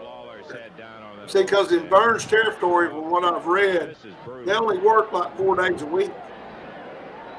They didn't work every day like they did down here, from what I've read. Channel 4 days a week would be a lot. Yeah. Referee Jerry Calhoun trying to keep him in the ring. Nick was either in Memphis on a Monday night or maybe even in Minnesota. He would record a pre-tape interview and they'd play it on TV. So he always had a promo on television. He grabs him by the waist and pulls him back as Lawler rolls into the ring. Jerry is a mess. We've seen Lawler have some bad moments, but this is as bad, I think, as I've ever seen Lawler pounded around. Bockwinkel dumped over. Oh, he slammed Bockwinkel 246. Poor Calhoun, he got beat up all the time. Jerry Calhoun. Calhoun could have filed workman's comp in 2025. Absolutely. Lawler really. Oh, here comes Jimmy Hart from behind. Hart nails Lawler right in the back of the head. Calhoun. And there's a bridge with a pin. Bockwinkel, count of 1, 2, and Lawler kicks out. Look at the fans jump out of their seat. Oh, yeah.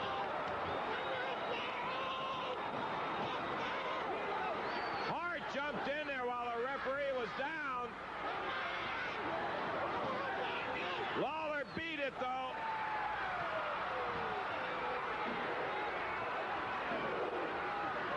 This is what they came to see. Lawler puts Bockwinkel Great down. sale. Oh, Nick almost went all the way over right there. Oh, yeah. Nobody sold a punch like that one in Lawler's whole career, I don't think. I wonder when Lawler started pulling the strap. Because when he was a heel, he didn't. No. And he didn't have a strap for a long time. No. When he was a heel. This could be it for Lawler. Nope. We may be a long way from being through. You better believe it. Now, that's a sell right there, Pat. Yes, Yeah. sir. Of a crouch, right off his feet and slammed his head down. And again sails in with that right. Bockwinkel just barely shook at that time. You hardly ever saw that. The referee is still. If it wasn't the world champion, I don't think you'd see that. When Lawler came off with a fist drop, you hardly ever saw him kick out. Told me the lady was Miss Myers that you always heard yelling in the background. He got him this time. The winner, regaining the Southern Heavyweight title, Jerry Lawler. So Nick was the Southern champion. Yes. My voice announcing the winner, Chris, Yeah. You know what? on the PA. That you? Yes. The hand Lawler won the Southern belt like 59 times. as Lawler More than that. Was it more than that? I guess the world title was not at stake in that match. Nick Bockwinkel in the first win that Lawler has had in 5 matches with Bockwinkel. And Mr. Bockwinkel's clippers will not be used on this occasion. And he's coming out of the ring. I don't know whether we can get him before he goes back. Jerry, can we get Mr. you just Coffey. a second? I won't keep you long. Any comments? The first time you've been able to put Bockwinkel down, and you did it on sheer guts. All I can say, Lance, right now is it feels mighty good. I'm hurting, but it feels great. You got your hair. Congratulations, champ. I'm really tickled on it. Jerry Lawler, I like the that. winner and the new Yeah. Southern Heavyweight Champion. Let's Toby get asked- comments. Let's get comments. We'll start with Pat. That was excellent. That was great. One thing I wanted to say to Toby. Toby asked the question: uh, was Bockwinkel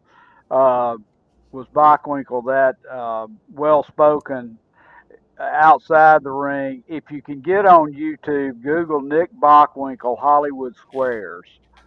He was on Hollywood Squares and won 2 or 3 games, and he really, really was an intelligent guy and well spoken. Something really kind of unusual, which made him a very, very interesting champion. But that was a great match in so many ways, and the thing that that strikes me most is how well they both sold for each other.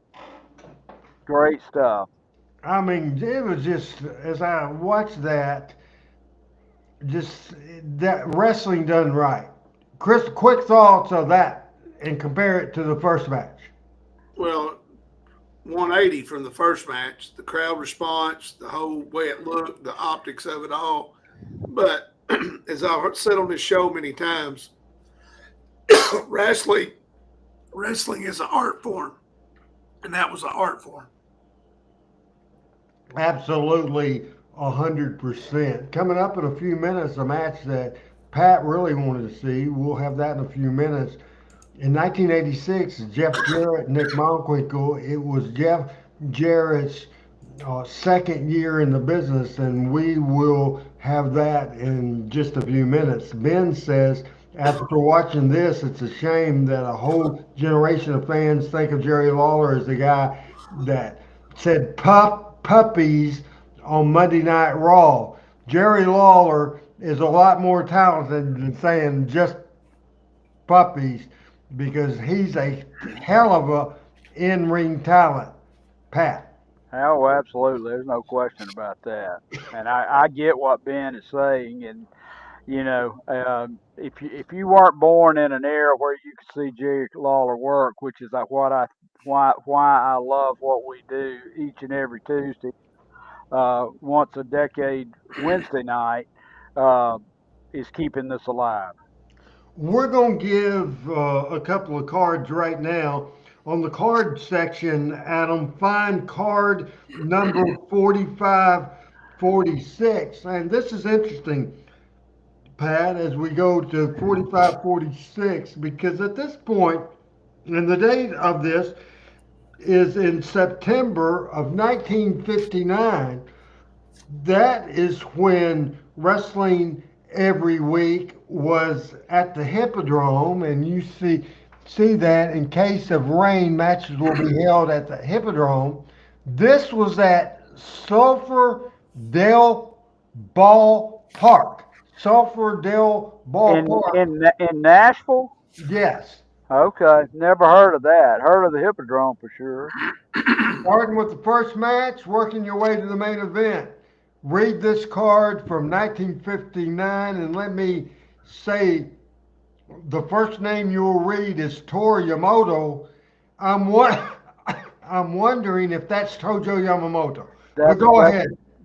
That's what I wondered myself. You got Tex Riley, who was around a good bit, and then a midget match because you can see this is a Nick card because he's got a little something for everybody. Lord Littlebrook and Bull Brummel. I remember Lord Littlebrook, and I think he was around probably 25 years. I don't remember Bull Brummel.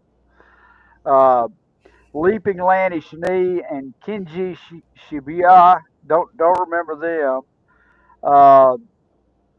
Uh, this is interesting. Slave Girl Moolah champion versus Mrs. Pancho Villa challenger. Now, was that the fabulous Moolah? Yes. Moolah, and why was she styled Slave Girl? I don't know. That's 2 years before I was born, Pat. I have no idea. I guess that's right. Don and Luke Fields, the tag champions, soon to be the Australian tag team. Uh, Corgusa Joe and Gene, I suppose they were billed as brothers, tag Yes. They challengers. were brothers. Were they brothers? Okay, okay.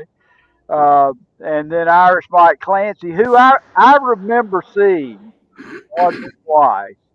And Jackie Fargo with Jack Shark, he's a former world heavyweight boxing champion, as referee with a 1959, not just a Cadillac, an air conditioned Cadillac.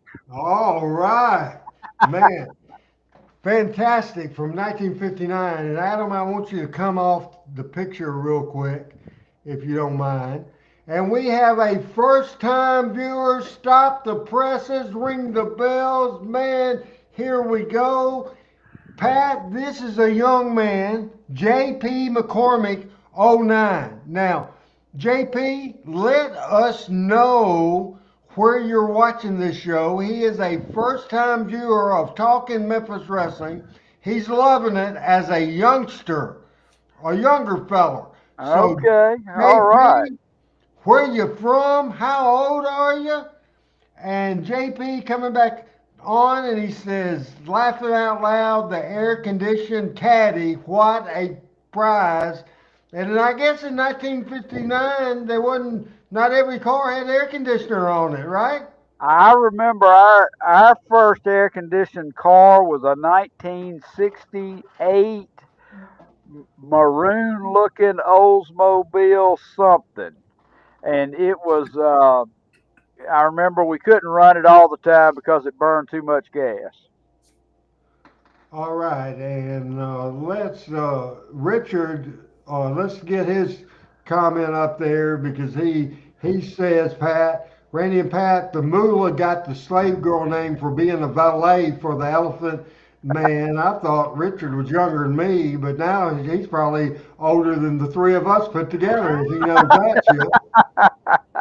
For for sure. And now, oh, JP's not too Too young? no. Yeah. 34 from Chicago. All right. Yeah, we appreciate it very much. And normally, I'll tell you, JP, I had a announcing gig to do yesterday and wasn't able to be here. This is normally a Tuesday night at 7 Central show on Talking Memphis Wrestling. Next Tuesday, we'll be back to our regular scheduled day, Tuesday night at 7 o'clock. But if we get a new, loyal, regular, weekly person joining the team, joining our Team Hales, JP, we'd appreciate it very much, and we'd like that very much. I want to read the card from 4567. That next card we have on here, September the 12th, 1972. And starting at the bottom, Chris Ellis. This is the card from the Convention Center in Louisville before the name was changed. Same building, it was just changed to the Louisville Gardens. And this is from September the 12th, the year 1972. And here's Chris Ellis. So the opening match was only Wiki Wiki and Eddie Marlin versus Dandy Jack Donovan and Frank Martinez. And was Frank Martinez one of the guys that died in the car crash with Sam? No, I don't think so, no. Okay. That was Frank Hester. Okay. Frank Hester and Pepe Lopez, right? Yes. Okay. I was close. All right. The next match was mixed midget lady and grown man tag match. Little darling Dagmar, I'm not really sure. Dagmar. And that son of a gun, Tojo Yamamoto. You know, good son of a gun, you. Yeah. And versus Diamond Leo and what they call him, Cashbox Jimmy Kent. Yes. Yeah. Who was the manager of the Bounty Hunters when I was a kid. So that's how I remember him. And then the next match was my man Don Green, who I loved, and the earlier mentioned Steve Kyle against Kevin Sullivan and Norvell Austin. And I heard this referred to the other day. Norvell was referred to as the original Junkyard Dog. Dennis Condrey was talking about him. That's about right, yeah. Yeah. And then the main event of the night, return grudge chain match. No time limit, no disqualification. Both men chained to each other, no more than 3 feet apart, demanded by Fargo. The legendary Al Green versus the fabulous Jackie Fargo. This is 1 month after Fargo lost his hair in August of 1972 at the Mid-South Coliseum.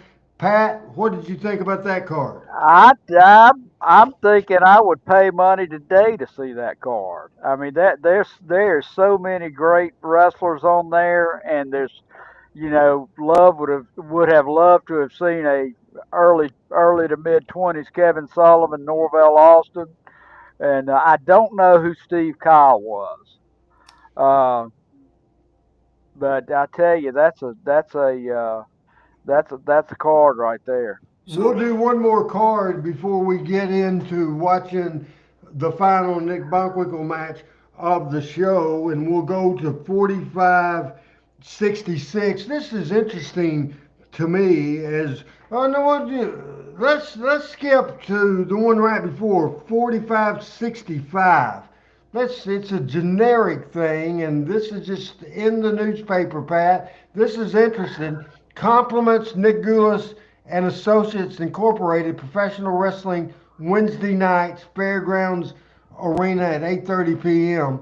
Watch Championship Wrestling WNGE TV Channel 2 Saturday nights at 11 o'clock and WZTV TV Channel 17 Saturday afternoon at 6 p.m. Sponsors are American Legion Post 5 and Day Chapter 3. I just thought that was interesting. A generic ad to advertise the TV show, Pat.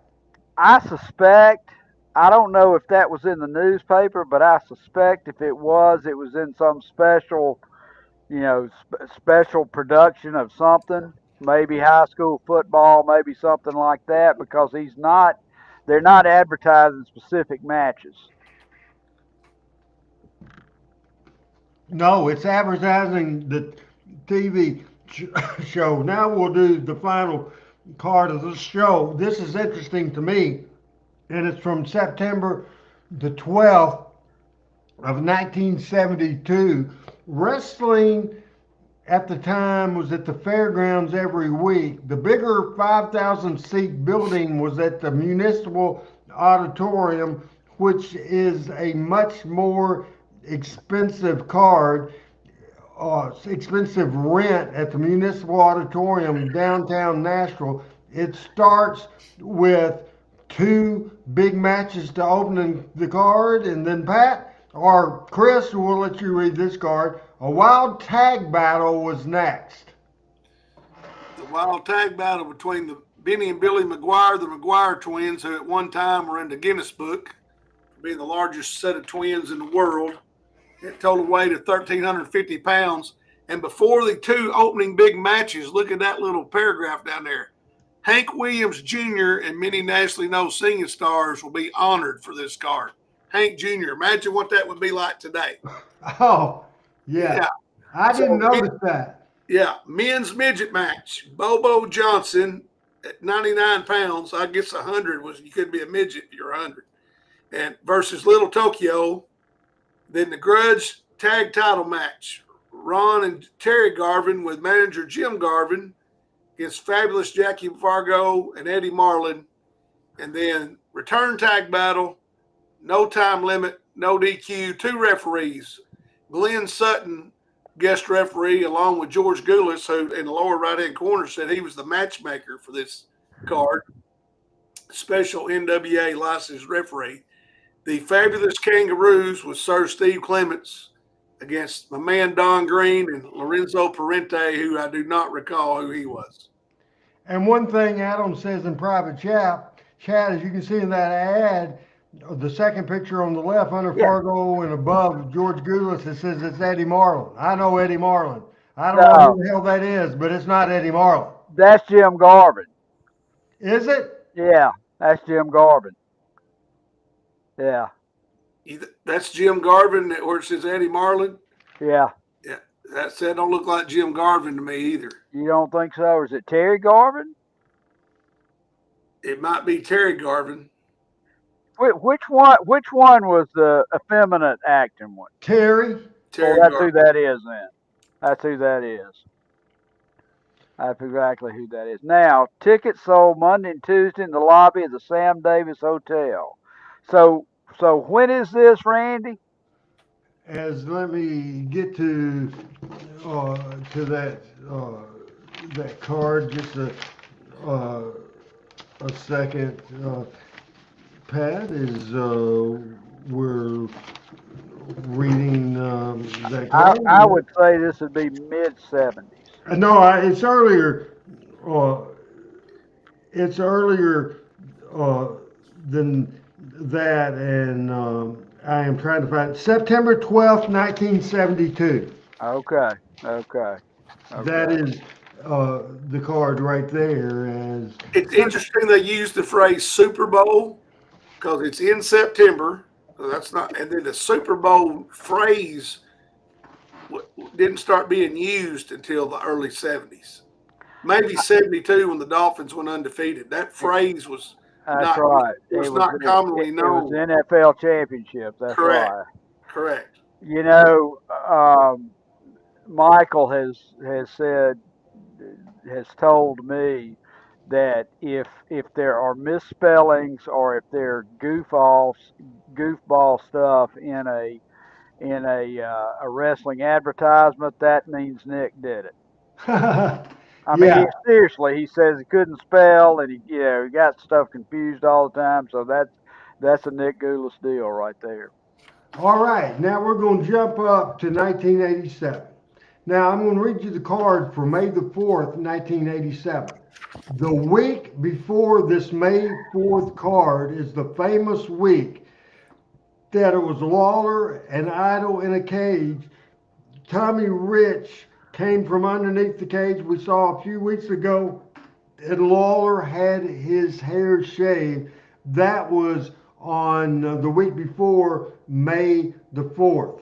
Now, this May 4th card of 1987, it drew 9,000 people based off that heat. And here is that card. It's Billy Travis against Mr. Hilo, Mark Starr against Goliath, Jack Hart against Alan West, Mr. Shima, which was Akio Soto against JT Southern. Then, listen to this, AWA World Tag Team Championship, Pat Tanaka and Paul Diamond against Shawn Michaels and Marty Jannetty, May the 4th, 1987, Memphis, Tennessee. We have a new member here, JP, watching here, and he sees all kinds of talent came through Memphis, Tennessee as an early Marty Jannetty and an early Shawn Michaels, and they were in a tag team championship match. Then came a Southern Tag Team Championship. Chick Donovan and Jack Hart against Rocky Johnson and So Train Jones. So Train Jones later became the second of Virgil, or second of Ted DiBiase. He was Virgil in the WWF. Then came a AWA World Title match, Nick Bockwinkel against Jeff Jarrett. Now, Lawler had the match scheduled, they explained, but Lawler was hurt, so Lawler recommended Jeff getting his first world title match, and that was Jeff's first championship, was not the last match, because the heat Idol and Rich had got over the hair shaving. It was Dundee and Rocky Johnson. Rocky worked twice because I forgot what partner that they had Dundee booked with, but it wasn't Rocky, and that was a substitution. But that's that card, and this video is 20 minutes and 55 seconds. And before we get to that video, here's Pat Trammell. Which two wrestlers on that card are still actively wrestling today?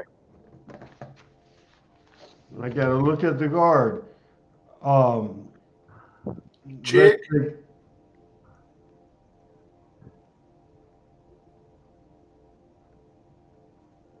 Jeff and Chick.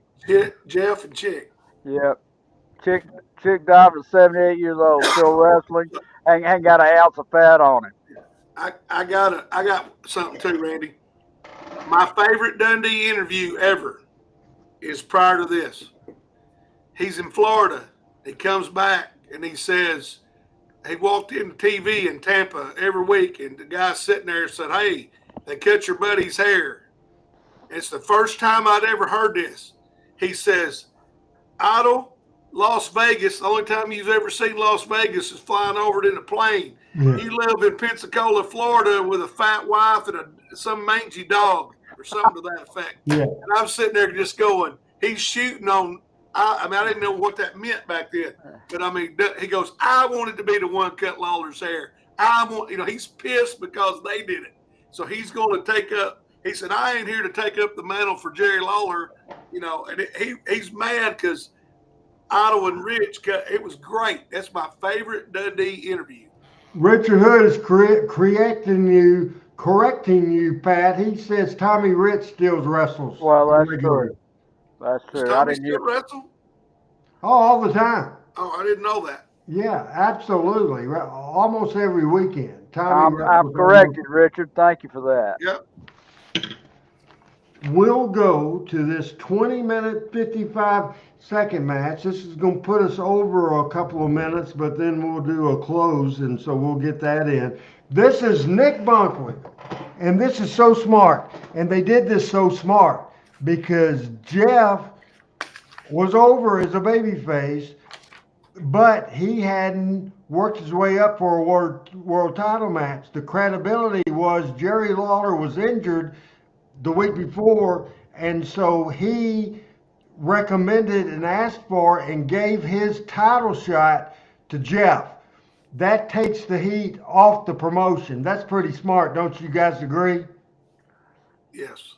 Pat? I agree. Yeah. Especially since the promoter was the kid's dad. Yeah, otherwise he looks like George 55. Goulas. Yeah, 20. Jeff Jarrett Hey, was question. no George Goulas. Another question.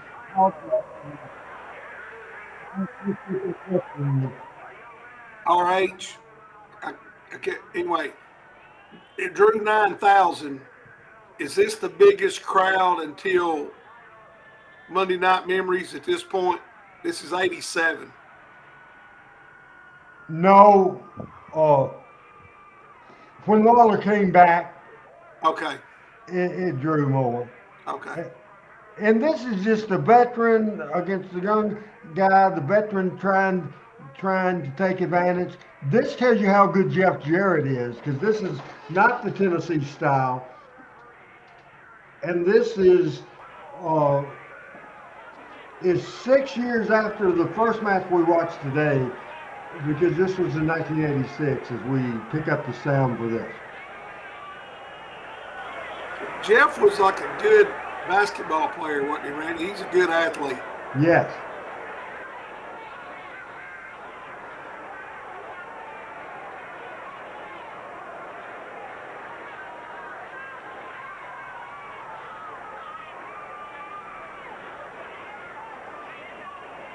Referee making a last-minute inspection.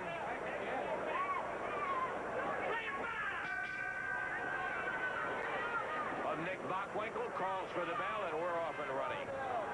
This is, if I ever heard a real-life Rocky Balboa. September 24th version of Talking Memphis Wrestling. Randy Hills and Pat Trammell and Chris Ellis with you today for Talking Memphis Wrestling. We'll be back next Tuesday. Tuesday. Back regular schedule. Just heard Lance say it's a real rough Rocky Balboa story. What I always say about Lance giving it credibility, he's promoting Jeff as Rocky versus Apollo Creed. Right. Relating it to that's an awesome analogy. By winning the AWA Southern Heavyweight title, that Lawler and Bockwinkel have had some of those classic matches. Lawler got injured in a match I think you're familiar with Tommy Rich and Austin Idol inflicting a concussion as well as a haircut, I might add that. Lawler himself called the championship committee and requested that rather than Bockwinkel pick up a free night, if they would consider Jarrett, though he was not ranked as a heavyweight challenger, as a substitute. Ultimately, after a couple of calls, the championship committee did agree, and Bockwinkel just slammed the young fella in the middle of the ring. It'll be interesting to see. There's not a whole lot of money backing Jeff Jarrett. I don't mean to belittle his opportunity, but the truth of the matter is, Bockwinkel, 4 times the world heavyweight champion. Boy, he's met and defeated the very best in the world for a number What Nick weigh? About 250? 255 maybe. And Jeff was what, 200, 205 right here? Oh, I bet right there he's 180. That's what I was thinking. I knew he was skinny. If you happen to think he is just totally cocky, look at Jarrett. He's using what he's got to, that speed over the top. Flying press, and he gets Nick off his feet. Well, there's the first accomplishment. He surprised Bockwinkel. Bockwinkel, I can assure you, is going to be surprised. Being Jeff's age, he'd been about 21 right here. He and I are the same age. He had to be nervous. Oh, yeah. I mean, he had to be.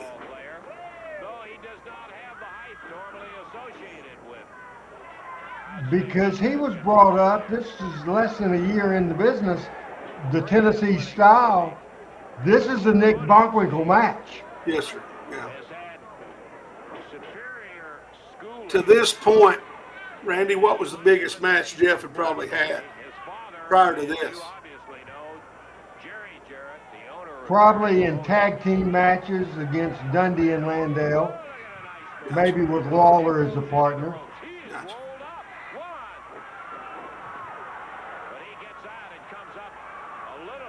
I just think it says a lot for Jeff's talent and ability to step up to that level, without no experience doing that and going for this amount of time and so forth. Pat, you've heard a lot of stuff about George Goulas. Did you ever hear that kind of negativity about Jeff? No. Because he was an athlete. He wasn't the biggest guy in the world, but he's an athlete. Yeah. And he got bigger. Yeah. And two, he had somebody at the house who could show him how to wrestle, and not only that, I mean, he's surrounded. I mean, Nick did George, who by all accounts is a nice guy. Nick did him a very much a disservice. Nick trying to use that superior weight advantage to just pull Jarrett's shoulders, but he can't keep both of them down at one time. This pesky little challenger. Again, Chris, we're hearing the storytelling, we're seeing it in the match, but we're also hearing the story told by Lance Russell, and he's brilliant. Yes, I think that Lance, his narration just adds to it from I keep using the word credibility, believability, excitement level, like explaining to the fans, even though it's not a normal Memphis style, he's selling him on the fact it's a really good match. And he's giving Jeff, it lifts Jeff up too, to me.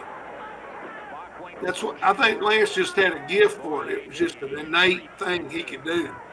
Because he didn't know anything. I mean, he's out announcing the other matches.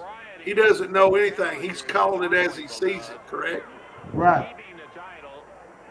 Oh, absolutely. I just think that just adds to it. I'll be honest, I don't like Vince or Triple H in the ear of the announcer telling them to say this or that, or let it be, what's it called, organic? Let it be organic.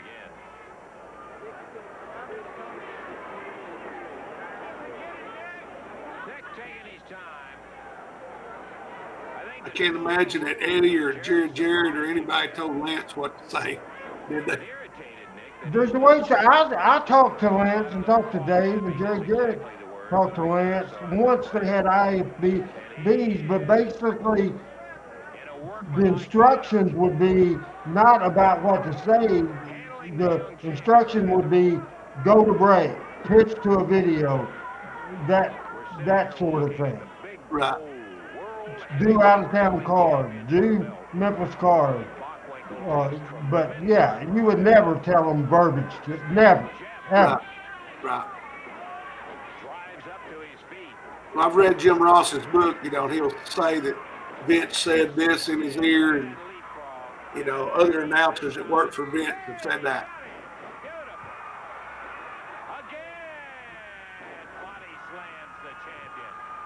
Remember, a year in the business, Pat, about 7 minutes in probably. How do you think Jeff's doing for his first world title match? I think he's holding his own athletically, and he's most importantly, when they were on the mat, I thought we were talking about Vince and all. You'd never see that today, but that's telling the story.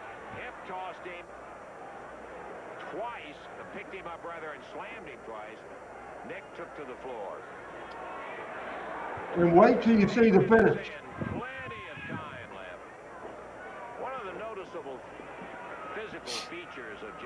I'll give it away a little bit. It was the right thing to do, for sure. And it wasn't a typical finish involving a top babyface at all.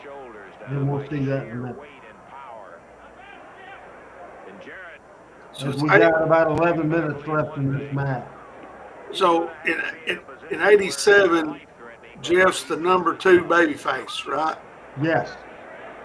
Because Dundee and Landale were 1 and 2 on the heel side. Hello, Jessica. Thanks for watching. Talking Memphis Wrestling on a Sunday. Now, on this card, Rocky Johnson was on the card. Bill Dundee was on the card as a babyface. Dundee just returned. Also, Shawn Michaels and Marty Jannetty on the card, but people didn't know them. The rest of the babyfaces, Billy Travis, Mark Starr, Alan West, J.T. Southern, all underneath talent. Gotcha. I forgot Dundee. I just said that earlier about Dundee came back as a babyface. Yeah. So I'm a year off on that. Adam backstage pointed something out, which you don't see a lot. There's 2 cameras shooting this. Randy West upstairs and Ken Parnell from TV5 downstairs. The business was good, and they invested in a second camera that was a floor camera. Randy's still upstairs. Good point, Adam.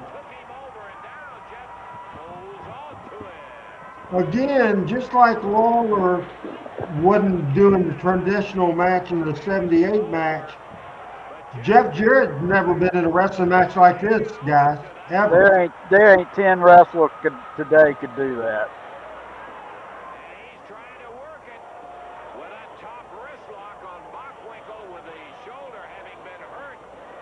I wish I could chart all the Memphis wrestling matches I've seen in my 50-something years on Earth and how many top wrist locks there were. I bet there's less than 100. Yeah. And I've seen 10 tonight. Right after this. That was MSJ right there talking, wasn't it? Yeah. Yeah, they were showing this on one of the B shows, and Michael was hosting it, and then Randy had him cut for a break as we go for the second part. And our new friend, 32-year-old Chicago native, said just wondering if it was the time, but it seems like a lot of undersized guys come back or defense do a very kung fu stance, not traditional brawling. Good point. Right.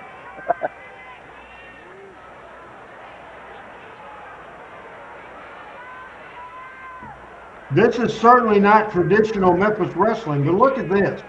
It's just so good. I mean, and this is a question. They didn't work this the afternoon before. Are you kidding me? I mean, No, Nick. They didn't even talk about it before they went to the ring. isn't that great? You just don't see that now. I've heard Flair talk about getting in late from the airport, and that first time he ever met the guy was in the ring before, Mhm. and they called it in the ring. That's again the art form. And Now look, I can tell you this situation. They could have got together and probably did talk before this matches. Hey, how you doing? I'm Jeff. I'm Nick. Blah blah blah. We'll go out there and have some fun tonight. And Jeff would have said, anything you want to do, just let me know. And Nick said, I'll call in the ring. We'll see what these people want tonight. And you can't really tell. Nick's not telegraphing calling the match, right? No. so Randy talked about inside baseball earlier. So I've always wondered this: how do they know? How do they know to do the arm drag? How does the arm, like Jeff's already leaning back and the arm's coming? Like, how does he know that? Because they don't look like they're not communicating because Nick just came out of the corner. You know what? I'm not real sure on that. Sometimes uh, a heel will be thinking ahead. So when they were on the mat or in a lockup before, then the then it'll set this up. When we get to this point, blah blah blah. Gotcha. You have to be able to remember in the future. Gotcha. So when they were like putting the belt on Nick, his ability to do this and call a match and lead a match, that factors into that. I mean, I know drawing money factors into it too, or probably mainly, but that factors in as well, right? Absolutely. Yes.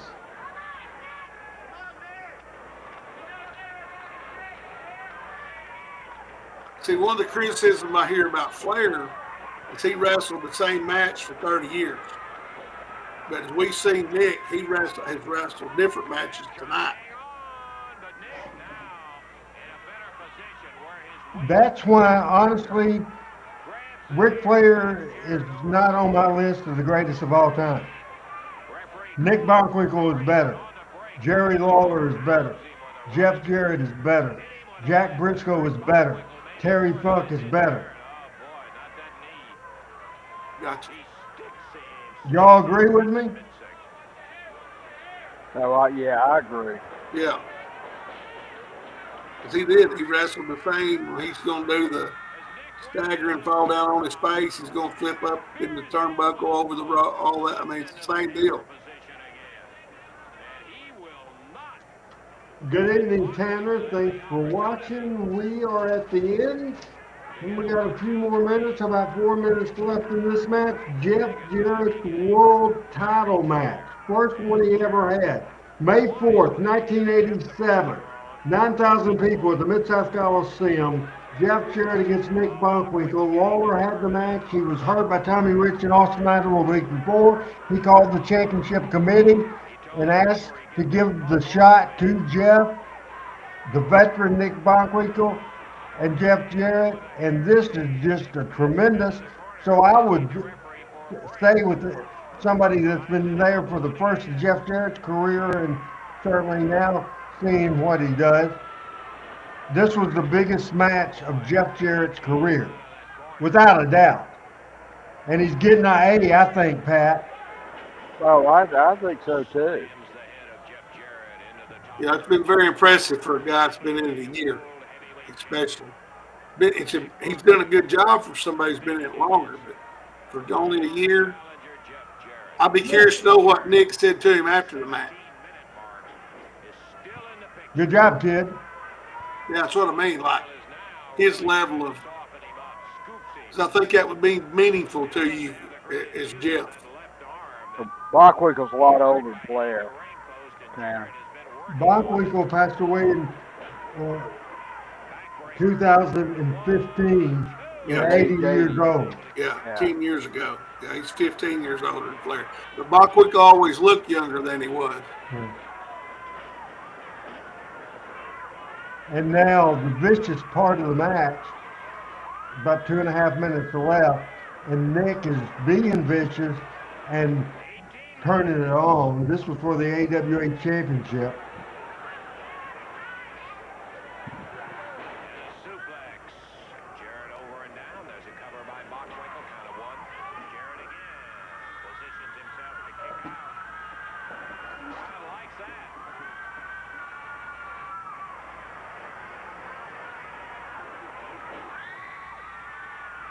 Now listen to the people. They wrestled, and now it's into a fight. People are into it. 9,000 people at the Mid-South Coliseum. Puts him down on the deck. Nick thought it was all over. Long way to go, Nick. Lance talking to Nick. Long way to go, Nick. Bockwinkel. Flat on his back. Count of one, count of two. And Jarrett pitched off. Nick actually gave him a lot in this match, didn't he? He did.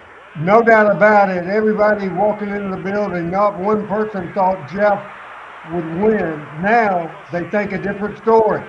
Do you agree? Jeff sensing this, that They think Jeff has a chance. Listen to the people. This is wrestling done right. Now watch this. We'll lay out audio. Young kid making a mistake. Jeff missed the drop kick. 1, 2, 3. Did he have his tights? I don't think so. Okay. the winner and still champ, Nick Bockwinkel. Inexperienced did him in the end. He made a mistake. Inexperienced wrestler made a mistake.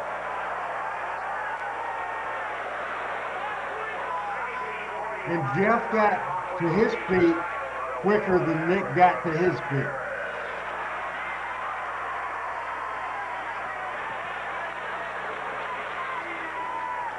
And it's like Nick wants to get out of there as quick as he can. That's a little small thing that Nick leaves before Jeff does. And this is a match that in advance, and as we go full screen with Pat and use his caption, this is a match when we talked a few days ago, Pat, that you really wanted to see. Sometimes when you look forward to stuff and then it happens, you have such high expectations it doesn't hit that. Your comments on this match? Well, I didn't have expectations it was going to be Dundee Lawler 3, but I was curious to see how well Jeff would handle the match and how Bockwinkel would work in him and whether, and I thought a lot about Jeff's size at the time, but I mean it was an absolutely well worked World Championship match. Absolutely. Thank you, JP, for being a Good to see you. first time viewer tonight. We appreciate it. Your comments, Chris, then your last take. Then we'll go with Pat for his last take, and then I'll do my last take and my close.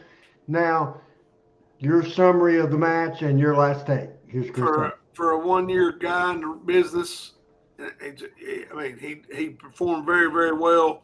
It was very well thought out, especially the finish, because younger wrestlers tend to make more mistakes than veteran wrestlers. It tied in perfectly. It kept Jeff elevated for the next step, whatever that was going to be. Actually may have elevated him more in the eyes of the fans. Like, man, he almost beat Nick Bockwinkel. And then in my last thing I'd say, we focused on Nick Bockwinkel today. He was a consummate professional. He could work, obviously, any style. He could really talk, and he looked and dressed the part at all times. I mean, I obviously never was around him away from it in person, but if you saw him on TV, in or out of the ring, he had the persona that made you believe he was another level as a wrestler. as a world champion. Now, you had said earlier that your guys are putting lights up, whatever they're doing at the football field. Before you go home tonight, are you going to go by and check on them? I've actually got video. They've sent it to me of the show lights all going off. If you've seen the University of Alabama and their light show they have, that's what we have now at Southside. All right. Are they still working? I hope they're done. They started at 7, so good Lord willing, they're finished now. But for Friday night's home game, be the first time we have them. It's going to be exciting. Hopefully, score 3 or 4 touchdowns. Final words, real quick. Oh, it's great to be on. I've been on 2 weeks in a row. Hey, it's an all-time record. Yes. Looking forward to being back next week. Can't wait to see the next chapter we're going to have. It's good to see everybody.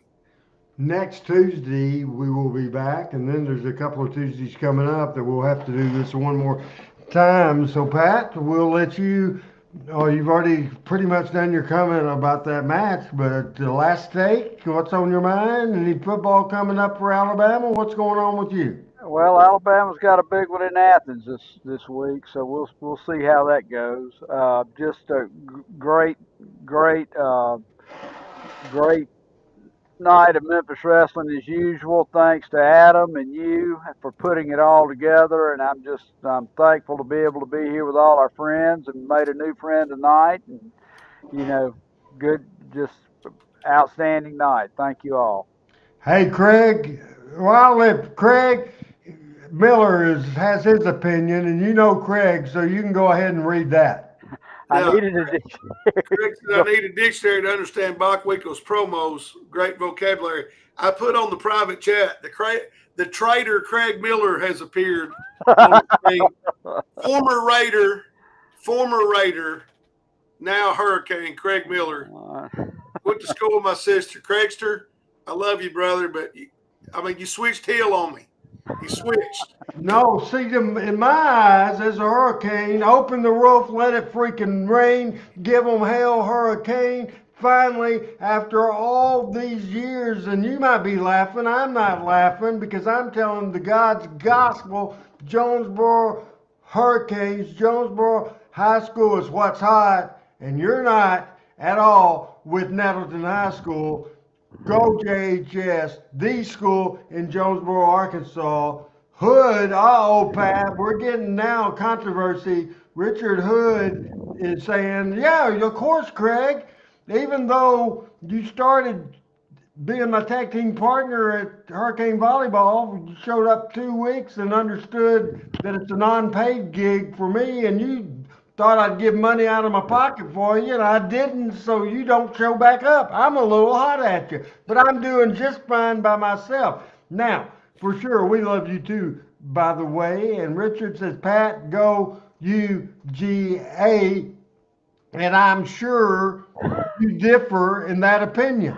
I do differ in that opinion, but I'm not overly confident. So we'll see how the weekend does. Roll freaking Tide. Roll Tide.